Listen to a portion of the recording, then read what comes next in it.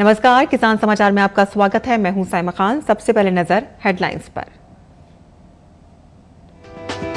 किसानों से एमएसपी पर इस साल ज्यादा गेहूं खरीद करने जा रही है केंद्र सरकार। बिहार, राजस्थान और उत्तर प्रदेश में 7 गुना अधिक गेहूं की होगी खरीद। सरकार ने इन तीनों राज्यों से कुल 50 लाख टन गेहूं खरीदने का रखा है लक्ष्य।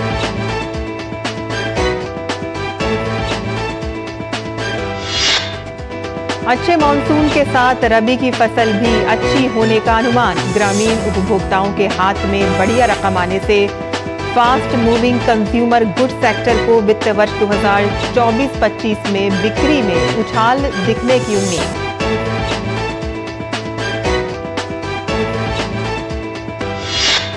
आईएमडी ने आगामी कुछ दिनों में तमिलनाडु, कर्नाटक और तेलंगाना में लू चलने की जताई संभावना। केरल, आंध्र प्रदेश, पुडुचेरी और गुजरात में 10 अप्रैल तक गर्म और आर्द्र मौसम की रहेगी स्थिति। राष्ट्रीय राजधानी दिल्ली के तापमान में हो सकता है इजाफा।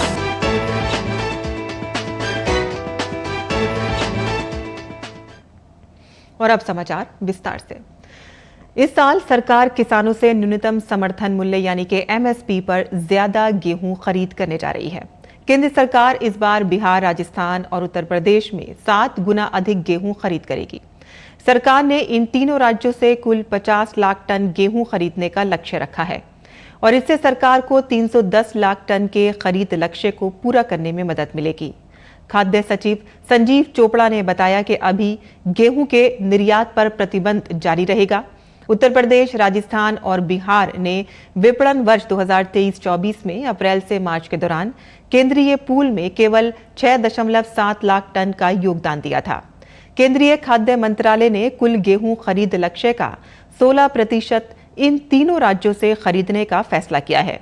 वहीं चालू वर्ष के लिए गेहूं का समर्थन मूल्य 2,275 रुपए प्रति क्विंटल तय किया गया है। वैसे एमएसपी पर गेहूं की खरीद आम तौर पर केंद्र की नोडल एजेंसी, एफसीआई और राज्य एजेंसियों द्वारा की जाती है। हालांकि सरकारी समितियां नेफेड और एनसीसीएफ को भी इस वर्ष 5 लाख टन के खरीद लक्ष्य के साथ जोड़ा गया है। खाद्य सचिव ने कहा है कि 2024 के आम चुनावों से गेहूं खरीद पर असर पड़ने की संभावना नहीं है।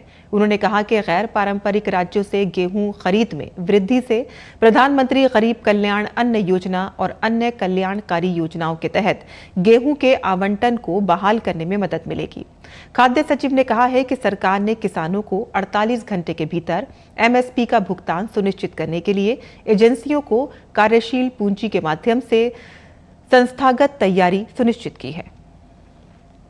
और आगे बढ़ते हैं कि जहां देश के कई राज्यों में भीषण गर्मी का दौर शुरू हो चुका है। गर्मी का असर इंसान के साथ साथ मवेशियों के ऊपर भी दिखने लगा है। इस मौसम में पशुओं को लू लगने का खतरा बना रहता है और साथ ही अधिक तापमान का असर दूध देने वाली मवेशियों पर होता है और उनके दूध देने की क्षमता कम हो जाती है, जिसका नुकसान किसानों को उठाना पड़ता है। ऐसे में पशुपालकों को इस समय पशुओं की उचित देखभाल करनी चाहिए। बढ़ते तापमान को देखते हुए पशुपालन एवं डेयरी विभाग द्वारा पशुओं को लू से बचाने के लिए एडवाइजरी भी जारी की जाने लगी है। तो आइए जानते हैं कि गर्मियों में पशुओं को लू से बचाने के लिए क्या करें। इस मौसम में पशुओं को लू से बचाने के लिए उनके आवास गृह या शेड की व्यवस्था करनी चाहिए। दोपहर में पशुओं को छायेदार वृक्षों के नीचे आराम करना भी फायदेमंद रहता है। यदि तापमान 45 डिग्री सेल्सियस से आसपास पहुंच गया है तो पशुओं के आवास गृह की खिड़कियां, दरवाजों पर गीले पर्दे लगा देने चाहिए ताकि अंदर का तापमान कम रहे। दुधारू पशुओं के लिए कूलर की व्यवस्था भी की जा सकती है। और आइए अब जानते हैं कि गर्मियों में पशुओं को क्या खिलाएं। गर्मी के मौसम में पशुओं को दिन में 4 से 5 बार स्वच्छ एवं ठंडे जल की पीने हेतु व्यवस्था करनी चाहिए। पानी की समुचित व्यवस्था होने पर सूर्यास्त के बाद पशुओं को स्नान भी करवा सकते हैं। पशुओं के आहार में पौष्टिक आहार सम्मिलित करना चाहिए। पशुओं को दिन में 2 बार गुड़ एवं नमक के पानी का घोल अवश्य पिलाना चाहिए। पशुओं को गर्मी के मौसम में मिनरल मिक्सचर तथा मल्टीविटामिन अवश्य दें। पशुओं के अस्वस्थ होने पर तुरंत पशु चिकित्सक से संपर्क करें और उसका इलाज करवाएं। Fast moving consumer goods sector को उम्मीद है कि मौजूदा वित्त वर्ष यानी कि 2024-25 में उनकी बिक्री में उछाल दिख सकता है। दरअसल इस बार अच्छे मानसून के साथ रबी की फसल भी अच्छी होने का अनुमान है और इससे ग्रामीण उपभोक्ताओं के हाथ में बढ़िया रकम आएगी और वे FMCG उत्पादों पर खर्च बढ़ा सकते हैं। पिछले वित्त वर्ष की आखिरी तिमाही के दौरान FMCG सेक्टर में थोड़ी सुस्ती देखने को मिली। फिर भी इंडस्ट्री को उम्मीद है कि सेक्टर की वैल्यू में मिड से हाई सिंगल डिजिट यानी कि 5 से 9% की बीच ग्रोथ आ सकती है और खास पर इनपुट कॉस्ट में बड़ी कमी से मुनाफा भी बढ़ने की उम्मीद है। हेल्थ सेक्टर पर सरकार का फोकस लगातार बढ़ता जा रहा है और सभी तक स्वास्थ्य सेवाएं पहुंच सके और गरीबों की पहुंच में स्वास्थ्य सेवाएं हों, इसके लिए सरकार ने कई योजनाओं के जरिए पूरे हेल्थ केयर सेक्टर का कायाकल्प किया जा रहा है। अंतरिम बजट में हेल्थ सेक्टर के लिए करीब 13% ज्यादा बजट आवंटन किया गया। 90,000 करोड़ से ज्यादा के खर्च के साथ अंतरिम बजट में बुनियादी ढांचे के निर्माण पर फोकस स्पष्ट नजर आ रहा है। साल 2016 के बाद से हेल्थ केयर सेक्टर में सालाना औसतन 22% की बढ़ोतरी दर्ज की गई है।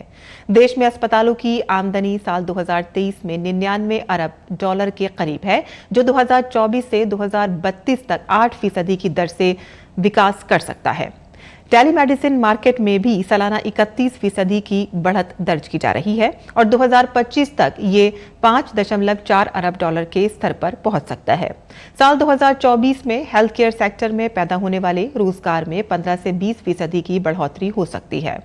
देश के आयुष्मान भारत योजना के तहत 26,000 अस्पतालों में 6.2 करोड़ मरीजों को मुफ्त इलाज की सुविधा मिली। गांव और दूर दराज के इलाकों में 1.6 lakh health and wellness centre के जरिए स्वास्थ्य सुविधाओं को समावेशी बनाया जा रहा है। और आइए अब बात करते हैं किसानों समेत अन्य लोगों को होने वाली बीमारी के बारे में। मधुमेह रोगियों में अक्सर ब्लड शुगर यानी कि रक्त में शर्करा का स्तर अनियंत्रित रहने से कई समस्याएं हो जाती हैं। लेकिन अगर रक्त में शर्करा का स्तर सामान्य से कम हो जाए तो गंभीर स्थिति उत्पन्न हो सकती है और ऐसे में लक्षणों को पहचानना जरूरी है। आइए देखते हैं ये रिपोर्ट।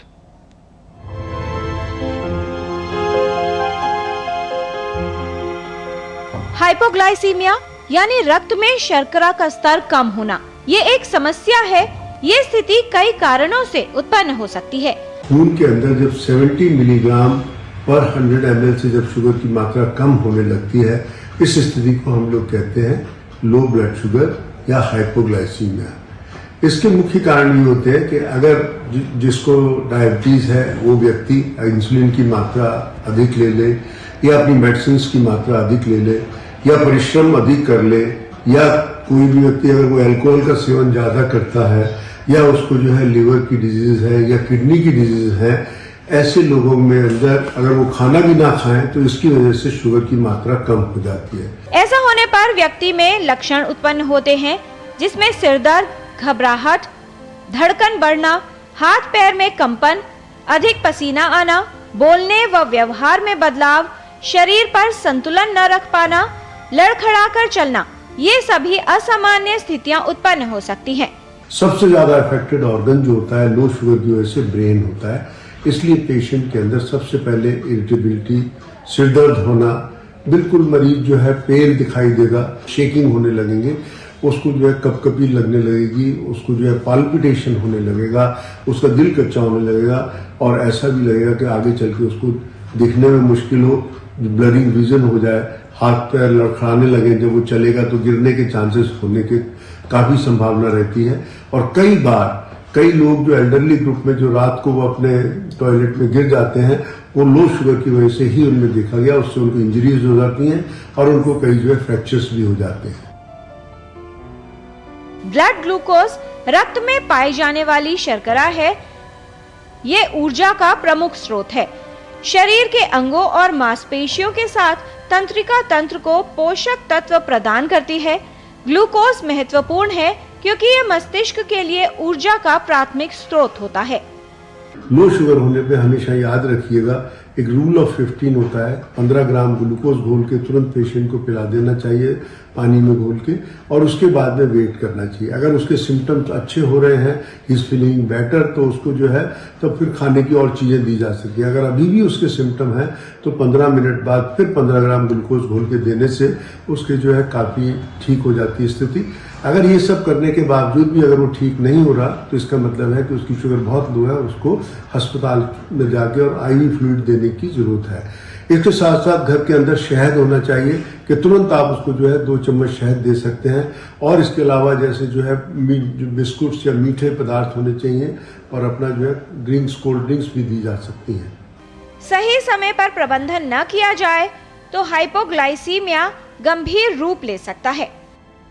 रक्त में शर्करा की नियमित जांच करवाएं और सावधानी रखें, जिससे हाइपोग्लाइसीमिया की स्थिति से बचाव किया जा सके। किरण भारद्वाज, डीडी न्यूज। और गुजरात के अरावली जिले के भीतरी इलाकों में मेघराज तालुका की महिलाएं विलुप्त होती जा रही देसी अनाज की जटिल खेती का काम करती हैं, और इसके साथ ही ये महिलाएं देसी बीजों का संरक्षण कर बीज बैंक बनाकर उसे चलाने का सराहनीय काम भी कर रही हैं। देखते हैं हमारी ये खास रिपोर्ट।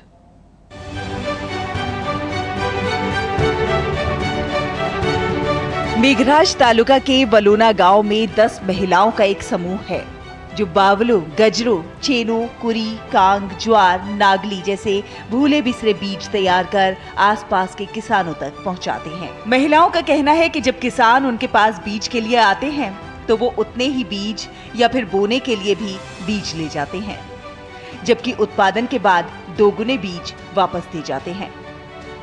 बीज बैंक का उद्देश्य खोए हुए बीज को पुनर्जीवित करना है और देसी बीजों की किस्मों को बनाए रखना है ताकि किसान गैर संकर बीज उगा सकें। बीज बैंक चलाइए। गांव की हम सभी बहनों ने मिलकर एक बीज बैंक बनाया है। हम देसी और विलुप्त प्रजाति के बीज बचाकर रखते हैं। हम हाइब्रिड बीजों का इस्तेमाल बिल्कुल नहीं करते हैं। हम डेटा रखते हैं कि हमारे पास बैंक में कितने बीज हैं, हमारे गाँवों में किसान कितने बीज इस्तेमाल करते हैं और बदले में हमें कितने बीज मिलते हैं। हम हर चीज का हिसाब रखते हैं। हेतु से बीज बैंक। कमला बहन और उनके जैसी कई अन्य महिला किसान मोटे धान के बीजों का खजाना बचा रही हैं। वो स्वयं मिलेट यानी मोटे धान की खेती करते हैं और उनके बीज बैंक से अन्य किसानों को भी मिलेट की खेती के लिए बीज उपलब्ध हो जाते हैं। बीज बैंक माथी हम सभी कृषि देसी बीजों को बैंक में रखते हैं। जो किसान देसी फसलों को उगाना चाहते हैं वे हमसे बीज ले सकते हैं, बदले में उन्हें 2 गुना बीज वापस करना होगा। उपयोग कर सके छी। ये उन महिलाओं की कहानी है जिन्होंने भूले हुए मोटे अनाज की खेती को अपनाया है और साथ ही साथ ये बीज बैंक परिचायक है इनके सशक्तिकरण का। कमला दामोर आगे कहती हैं कि हम डेटा रखते हैं कि हमारे पास बैंक में कितने बीज हैं, हमारे गांव में किसान कितने बीज इस्तेमाल करते हैं और बदले में हमें कितने बीज मिलते हैं। हम हर चीज का हिसाब रखते हैं। एसएचजी की महिलाएं हैं, जो हमारी सखी मंडल की महिलाएं हैं, वो सारे मिलके अपने यहाँ पर जो परंपरागत बीज होते हैं, जैसे कि यहाँ पर जो धान होता है वो धान में पुराने धान हुए है, जो कोदरा है, बाजरा, बंटी है और कांग है, वो सारे धान यहाँ पर विलुप्त होने जा रहे हैं। मानो कि यहाँ पर जो बीज हम बाजार से लाते हैं वो कभी कभी कॉमर्शियल रहते हैं, परंपरागत रहते नहीं है। तो पुराने जो धान है उनको बचाने के लिए ये महिलाएं सीड बैंक की एक कामगिरी कर रही है। इस बीज बैंक में गुजराती देसी बाजरे की किस्मों के भी कई बीज हैं, जो अब राज्य के बाकी हिस्सों में दुर्लभ हो गए हैं। यहाँ ज्वार, नागली, बावलो, गजरो, चेनो, कुरी, कांग और सामा के भी बीज हैं। ये महिलाएं न केवल दुर्लभ बीजों को बचा रही हैं, बल्कि सशक्तिकरण की एक नई इबारत लिख रही हैं। और असम स्थित काजीरंगा राष्ट्रीय उद्यान एक यूनेस्को विश्व धरोहर स्थल है। काजीरंगा एक सिंग वाले गेंडे और रॉयल बंगाल टाइगर के साथ साथ कई विलुप्त प्राय प्रजातियों के लिए जाना जाता है। और आइए देखते हैं डीडी न्यूज के संवाददाता तापस भट्टाचार्य की ये रिपोर्ट।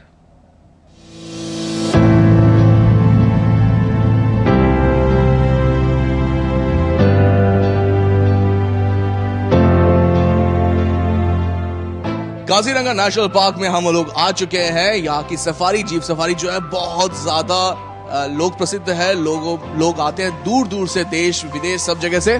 और आज मैं यहाँ पे हूँ, राजू और औरान जो है वो मुझे और हमारी टीम को यहाँ पे घुमाने लेके आए हैं। यहाँ पे जो राइनोसोरस है, ये सिंगल हॉर्न राइनोसोरस का घर माना जाता है काजीरंगा नेशनल पार्क। करीब 3600 से ज्यादा राइनोसोरस, सिंगल हॉर्न राइनोसोरस यहाँ पे पाए जाते हैं।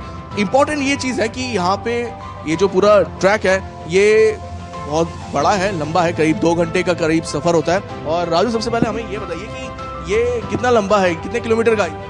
ये 18-19 से ज़्यादा किलोमीटर होगा हमारा सेंट्रल रेंज में जो सफारी का रूट है। और ये पूरा जो काजीरंगा नेशनल पार्क है कितना बड़ा है ये थोड़ा? ये हमारा काजीरंगा नेशनल पार्क जो है ये total park area 440 square kilometre में फैला हुआ है। बहुत ही लंबा है। ये हाईवे के साइड में जितना भी है 44 किलोमीटर तक पूरा काजीरंगा ही है। अच्छा, रॉयल बंगाल टाइगर जो है बहुत भारी मात्रा में यहाँ पे पाए जाते हैं। करीब 130 रॉयल बंगाल टाइगर है पूरे काजीरंगा नेशनल पार्क में। तो इसी वजह से ये काजीरंगा नेशनल पार्क भी है, लेकिन उसके साथ साथ ये टाइगर रिजर्व भी है। बहुतों को नहीं पता, बहुत से लोग कहते हैं कि काजीरंगा नेशनल पार्क है, लेकिन काजीरंगा नेशनल पार्क होने के साथ साथ एक टाइगर रिजर्व भी है। काजीरंगा के बीच में इस वक्त हम हैं और ये एक और चीज़ आपको दिखाना चाहते हैं। ये इनका एंटी पोचिंग कैंप है। ये वॉच टावर है एंटी पोचिंग कैंप का, और इसको अक्षय कुमार ने फंड किया है।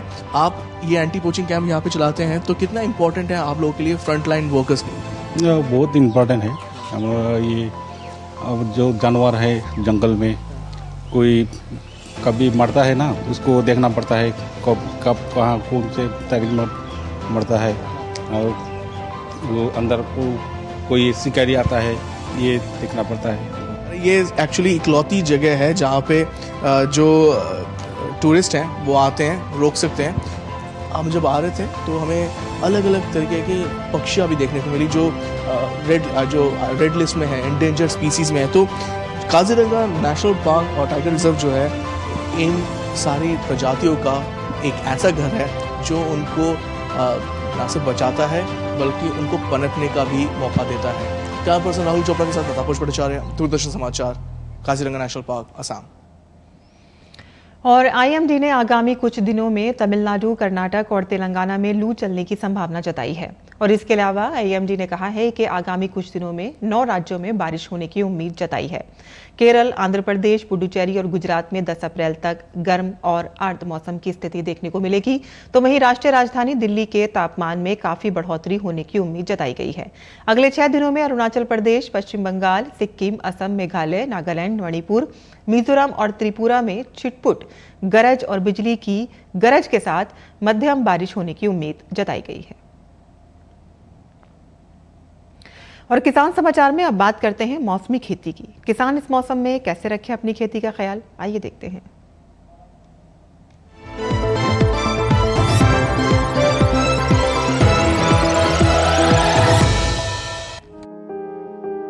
जम्मू कश्मीर के किसान सरसों की पकी फसल की कटाई कर लें, साथ ही इन्हें अच्छे से भंडारित भी कर लें।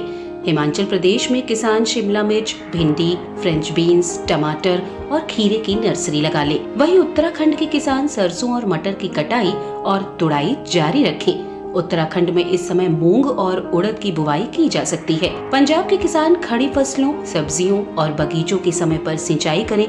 यहाँ किसान मिर्च, बैंगन और कद्दू वर्गीय सब्जियों का रोपण कर सकते हैं। पंजाब में इस समय मक्का, ज्वार और बाजरा की भी बुवाई की जा सकती है। साथ ही यहाँ के किसान नींबू, आम, अमरूद और बेर के पौधे लगा सकते हैं।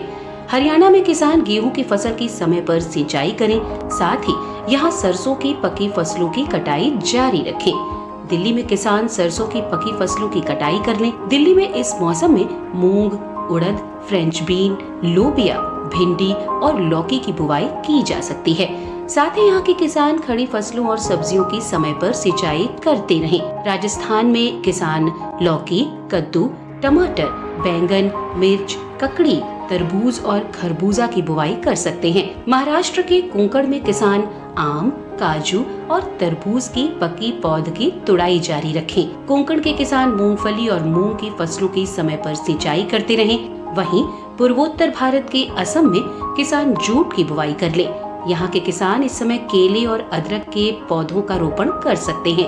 वहीं मेघालय में किसान मटर की पकी पौध की तुड़ाई कर लें। साथ ही यहाँ के किसान मिर्च, बैंगन और फ्रेंच बीन्स की बुवाई जारी रखें।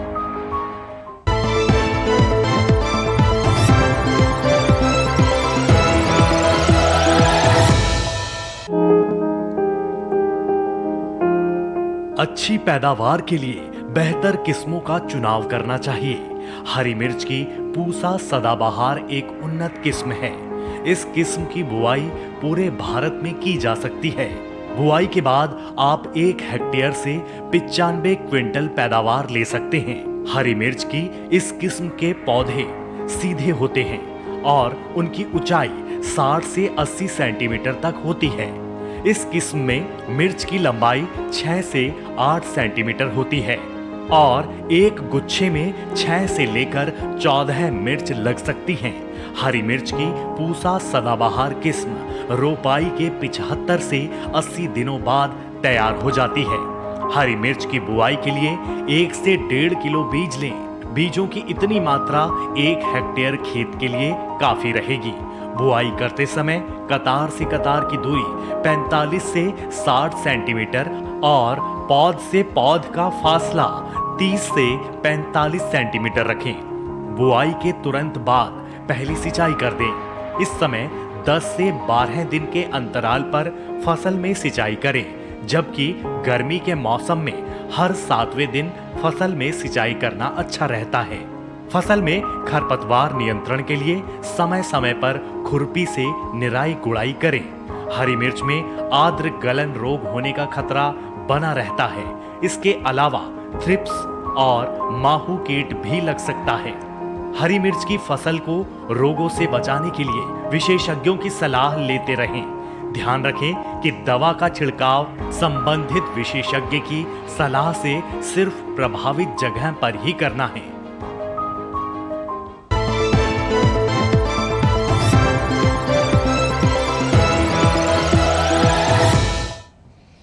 और मौसमी खबर के बाद आइए अब नजर डालते हैं कुछ और खबरों पर। खास खबर में लखनऊ में उत्तर प्रदेश के पूर्व डीजीपी विजय कुमार अपनी पत्नी के साथ बीजेपी में शामिल हो गए। उप मुख्यमंत्री ब्रिजेश पाठक की मौजूदगी में दोनों ने पार्टी की प्राथमिक सदस्यता ग्रहण की और इनके अलावा समाजवादी पार्टी और कांग्रेस के भी कई नेता बीजेपी में शामिल हुए।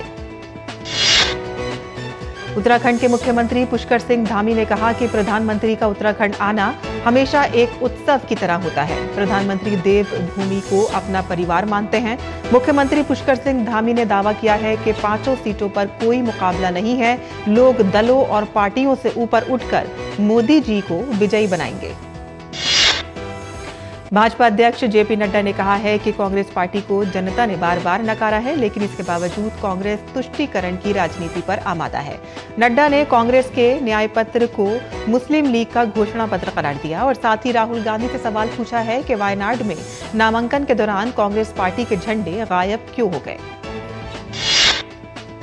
केरल के एर्नाकुलम में कांग्रेस महासचिव केसी वेणुगोपाल ने दावा किया है कि कांग्रेस के नेतृत्व वाली यूडीएफ केरल में जीत हासिल करने जा रही है और इसके साथ ही केसी वेणुगोपाल ने इंडी गठबंधन की केंद्र में सरकार बनने का भी दावा किया। भारतीय चुनाव आयोग ने अपने सोशल मीडिया हैंडल पर एक वीडियो जारी करके सभी को ये संदेश दिया है कि आप एक हैं, बाहर निकलें, मतदान करें और दूसरों को भी ऐसा करने के लिए प्रेरित करें। दिल्ली शराब घोटाले से जुड़ी मनी लॉन्ड्रिंग मामले में आरोपी बीआरएस नेता के कविता की अंतरिम जमानत याचिका दिल्ली की राउस एवेन्यू कोर्ट ने खारिज कर दी है। के कविता ने बेटे के एग्जाम और उसे मां के इमोशनल सपोर्ट की जरूरत का हवाला देते हुए अंतरिम जमानत की मांग की थी। ईडी ने इस अर्जी का विरोध किया और के कविता की नियमित जमानत याचिका पर 20 अप्रैल को सुनवाई होगी। भारतीय रिजर्व बैंक द्वारा मार्च 2024 में कराए गए सर्वे के मुताबिक आने वाले वर्ष के लिए उपभोक्ताओं के विश्वास में सुधार हुआ है, जिसके चलते फ्यूचर एक्सपेक्टेशन इंडेक्स 2 अंक से अधिक बढ़कर 125 पर पहुंच गया है, जो 2019 मध्य के बाद का उच्चतम स्तर है। जम्मू कश्मीर के रामबन में भूस्खलन के कारण राष्ट्रीय राजमार्ग अवरुद्ध हो गया है। रामबन में खूनी नाला पर भूस्खलन के बाद जम्मू श्रीनगर राष्ट्रीय राजमार्ग में रुकावट आ गई है। राजमार्ग को यातायात के लिए बंद कर दिया गया है। देश भर में सोमवती अमावस्या के अवसर पर श्रद्धालुओं ने लगाई डुबकी। हरिद्वार में सोमवती अमावस्या के मौके पर हर की पौड़ी पर बड़ी संख्या में भक्त पहुंचे। भक्तों ने पवित्र गंगा नदी में डुबकी लगाई। नागपुर के मनकापुर इलाके में तेज रफ्तार कंटेनर ने 9 कारों, 1 एम्बुलेंस और 2 दोपहिया वाहन सहित 12 लोगों को टक्कर मार दी। इस हादसे में 4 लोग घायल हुए हैं। सभी वाहन बुरी तरह से क्षतिग्रस्त हो गए हैं। घायल हुए लोगों को अस्पताल में भर्ती कराया गया है। बिहार के भागलपुर में नगर निगम परिसर में भीषण आग लग गई है। स्थानीय लोगों ने आग पर काबू पाने का काफी प्रयास किया। नगर निगम परिसर में रखे 2 बड़े कूड़ेदान वाहन जलकर राख हो गए हैं। इसके अलावा कई पेड़ भी आग की चपेट में आ गए। हादसे में लाखों की संपत्ति जलकर पूरी तरह से राख हो गई। और किसान समाचार में आज के लिए बस इतना ही। अनुमति दें। नमस्कार।